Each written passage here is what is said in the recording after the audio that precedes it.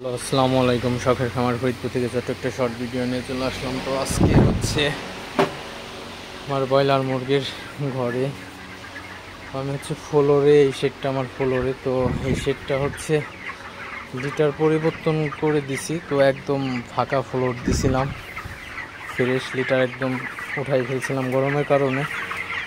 তো লিটারটা উঠাই ফেলার কারণে হচ্ছে আমার ফ্লোরটা একদম আর কি পিছলা হয়ে যায়, ভেজা স্যাঁতসেঁতে হয়ে গেছিলো। তো এখন হচ্ছে আমি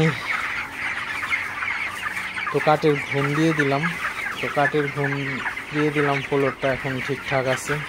তো কাঠের ঘুম দেওয়ার পর একটু সমস্যা হয় আর কি, 4-5 ঘন্টা আর কি ঘুমটা উঠতে থাকে। তো এটাই হচ্ছে সমস্যা।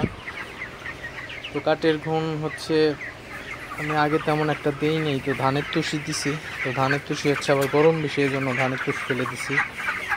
তো এখন হচ্ছে কাঠের ঘুম দিছি।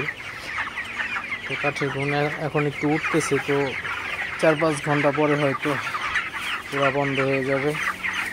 তো এখন আমি খাবারটাও বন্ধ রাখছি, আপনারা দেখেন। তো গরম, প্রচুর গরম। তো এই গরমে খাবারটা বন্ধ রাখতে হবে।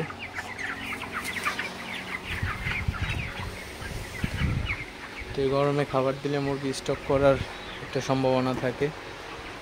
তো কাঠের ঘুমটা ধানের তুষের চেয়ে তুলনামূলকভাবে একটু ঠান্ডা, এই জন্য আমি কাঠের ঘুমটাই দিলাম এখন। আর হচ্ছে ধর 7 থেকে 8 দিন মুরগিটা রাখবো, তারপরে সেল দিয়ে দিব। তো 1.5 কেজির উপরে হয়ে গেছে অলরেডি, আজকে 27 দিন বয়স। তো সবাই ভালো থাকবেন, সুস্থ থাকবেন। ভিডিওটি আর বড় করব না।